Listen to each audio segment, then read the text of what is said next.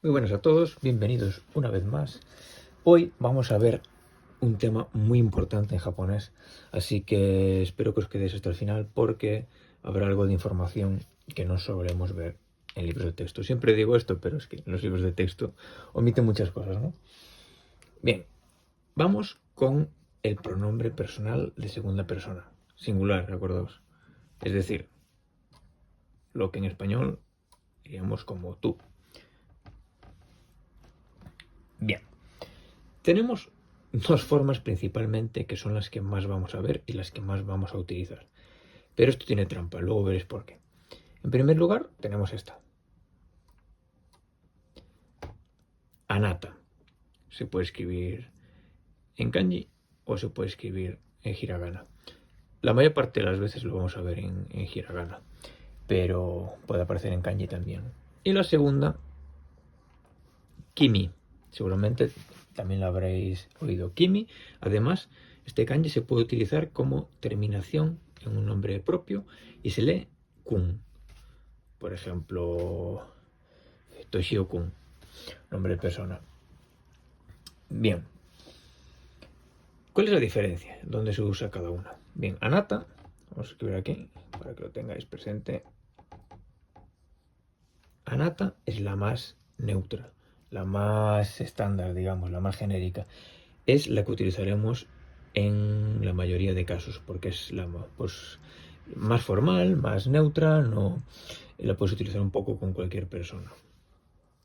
Kimi generalmente se define como un poco más amigable, amistosa, informal, si es con alguien que conoces, ¿no? Pero también hay que tener en cuenta otros usos. Por ejemplo, si trabajas en una empresa japonesa, es bastante probable que un jefe se pueda referir a sus subordinados como kimi, de una forma pues más, digamos, pues condescendiente.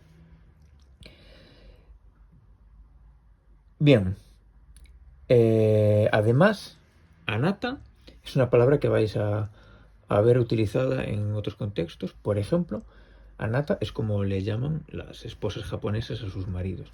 Esto es una verdad a medias, o sea, es verdad, pero tampoco creo que lo vayáis a ver mucho. Si habláis con alguna persona japonesa, igual os dicen en plan, no, mi esposa no me llama así.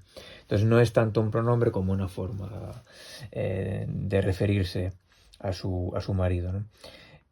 En ficción sí que lo vais a ver, en películas, manga, anime y demás, eso sí se ve este anata.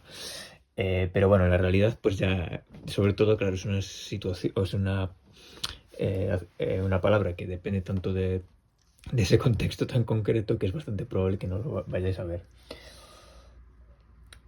Vale, ¿cuál es el punto importante en el pronombre personal de segunda persona? Vale, lo más importante que vais a aprender al utilizar el tú en japonés es que apenas se utiliza.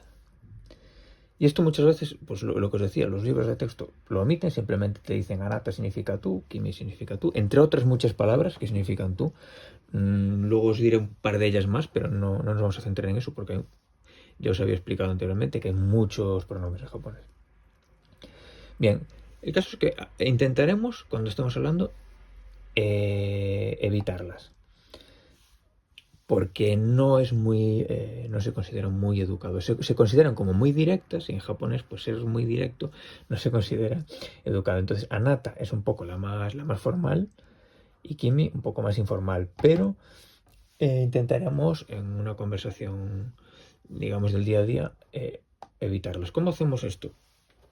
Bien, pues utilizando el nombre de la persona, ¿no? Si le vamos a preguntar a alguien su nombre, no vamos a decir tú, ¿cómo te llamas?, ¿no? Si en ese caso no sabemos cómo se llama, diréis, ¿cómo diablos hago?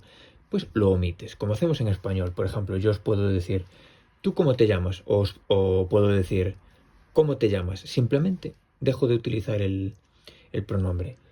En vez de decir, Anata no namae wa, o diríamos, pues, Onamae wa nandeska, por ejemplo. Simplemente lo omitimos y ya está. Una vez conozcamos el nombre de la persona, pues lo más común sería utilizarlo.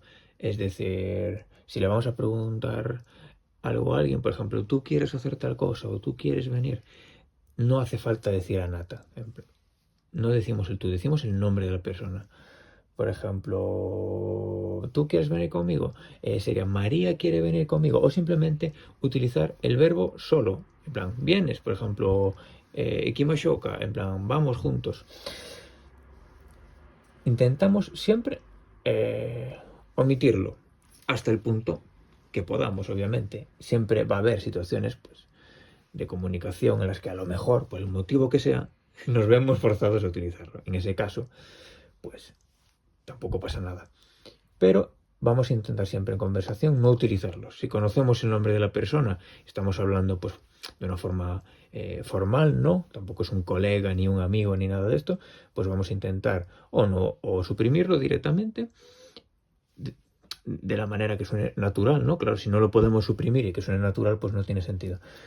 Lo suprimimos y si no, utilizamos el nombre de la persona, aunque suene un poco raro estar diciendo el nombre de la persona todo el tiempo, es lo más común.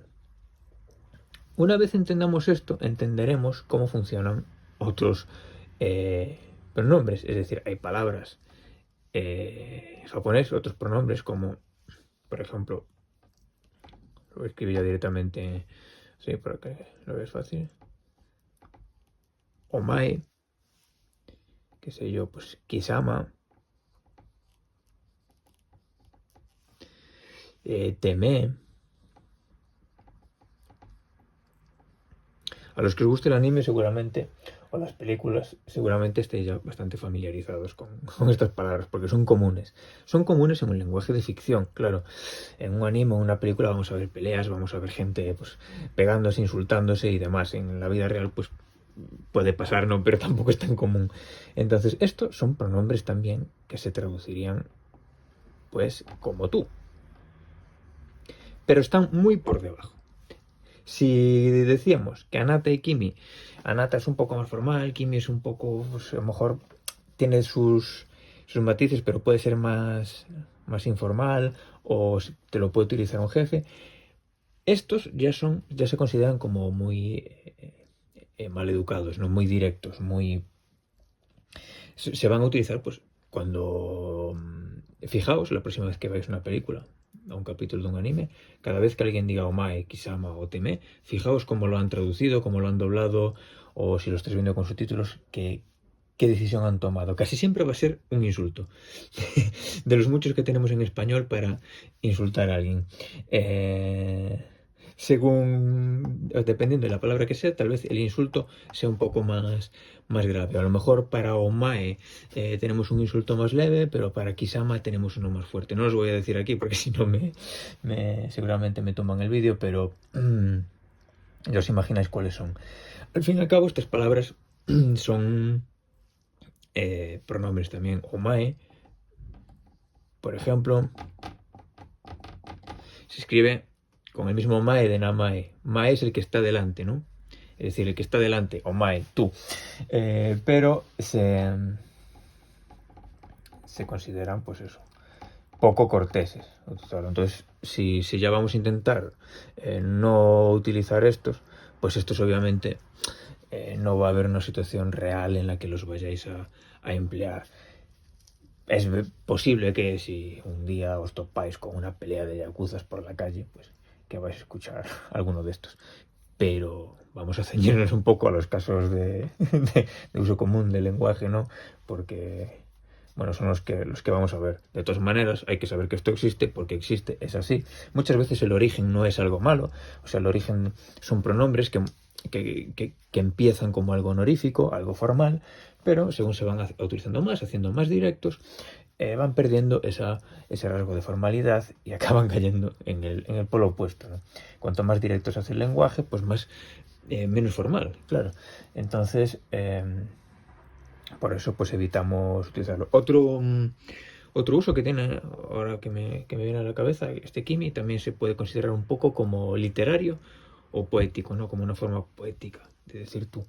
De hecho, si recordáis el nombre de la película Your Name, en japonés es Kimi no Nawa. Ese Kimi no es tanto por ser menos formal como por ser, ¿no? Sonar un poco poético, un poco de literatura. Entonces, si leéis un libro, dependiendo de cómo sea, es bastante probable encontrar estos kimi. Y poco más. Esto es lo más básico. Obviamente hay muchas más cosas, pero a este nivel solo nos vamos a centrar, obviamente, en esta información. Quería dedicar un vídeo entero a explicar un poco esto, porque luego los plurales son bastante sencillos, los vamos a ver todos juntos, tanto de primera, segunda y tercera persona, porque simplemente es añadir algo. Entonces, quería verlo todo.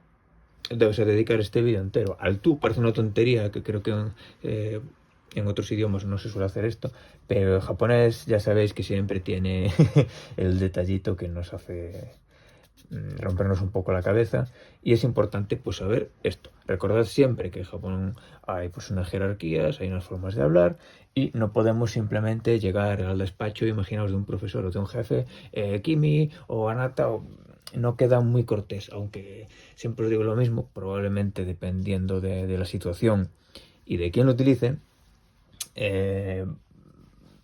tendrán una percepción distinta, ¿no?, de la palabra. Es decir, si veo que es una persona que habla muy mal japonés, que es extranjero y viene y me dice Kimi o Anata, entiendo que es porque no tiene más conocimiento de japonés, o no está acostumbrado, o no sabe de estas cosas. Por ejemplo, pensad una persona japonesa que viene a España, pero que ha estudiado español en un sitio en América, donde es en Latinoamérica, donde usted sea el pronombre que se utiliza en lugar de tú.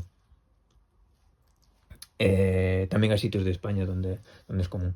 Pero imaginaos que esa persona japonesa viene, está en cualquier sitio de España y básicamente no utiliza tú, solo utiliza usted. Está bien, claro, es español pues de uno de los muchos lugares donde se habla español, y es correcto. Obviamente, pues para una persona de esa zona, pues les resultaría extraño, porque usted, lo que es en la mayoría de España, de la España peninsular al menos, es la forma cortés, ¿no? La forma educada. Yo digo tú a mis amigos, pero le digo usted a alguien que no conozco. Pues aquí es un poco igual, ¿no? Una persona pues que no sepa esto, o que lo haya aprendido de otra forma, porque claro, yo si simplemente soy autodidacta, cojo un libro de texto y me estudio los pronombres, es que ni siquiera me hace falta un libro de texto. Con ir al diccionario y buscar la palabra tú, ya tengo las traducciones. Claro, hay libros de texto mejores, peores, algunos se extienden más en las explicaciones y otros menos. Entonces no os van a explicar todos los detalles de uso. ¿Qué pasa? Que si estudias así, cuando llegues a Japón, o cuando te pongas a hablar por primera vez con japonés, te vas a dar el tortazo. Te vas a dar el tortazo, porque esa persona va a estar pensando que suena raro, porque no es lo común. Se va a dar cuenta porque generalmente uno suele entender cómo funciona su idioma, pero no todo el mundo piensa sobre aspectos lingüísticos, y habrá mucha gente japonesa que le da igual el conocimiento que tú tengas o que no tengas. Lo estás utilizando mal o estás siendo de entrada descortés, y no va a gustar. Por eso siempre os digo, no podemos presuponer o partir de la base que somos extranjeros y que no sabemos y que pobrecito. No, tenemos que hacerlo pues lo mejor que podamos. Yo obviamente, viene un japonés aquí y me utiliza algo mal y resulta en algo irrespetuoso hacia mí, pues no me voy a enfadar, hombre, porque sé porque sé que será un error, pero no tenemos que presuponer esto, ¿no? Ni nada en la vida, porque la cosa funciona así. Así que nada, hasta aquí llega la palabra tú. Ya veis, van a ir 15 minutos de vídeo solo para decir tú, pero espero que os haya servido, que hayáis aprendido, y sobre todo que esto sirva para meditar sobre el idioma, para fijaros en cosas cuando leáis o cuando veáis alguna película o algo en japonés, y sobre todo para buscar más información por vosotros mismos, porque hay muchos pronombres, y indagar sobre el origen de estas palabras, por qué se escriben con este kanji y no con otro, y todo eso. También es interesante, y realmente yo siempre lo digo, pero da igual el profesor que tengas, o cuántos profesores tengas, o cuán buenos sean. Cualquier idioma requiere de un gran porcentaje de estudio autodidacta, y el japonés yo diría que más aún. Así que a estudiar y nos vemos en el próximo vídeo.